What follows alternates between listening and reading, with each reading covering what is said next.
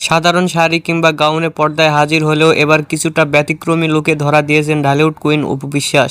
সদ্য একগুচ্ছ নতুন ছবিতে টপস পরা আধুনিক লুকে নেটিজনদের নজর কেড়েছেন এই অভিনেত্রী।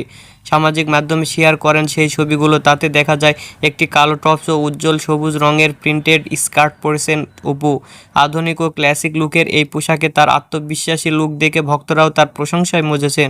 এছাড়াও ব্যাকগ্রাউন্ডে থাকা মাটি রঙের দেওয়ালে পুরো ফটোশ্যুটকে নতুন এক মাত্রা যোগ করেছে।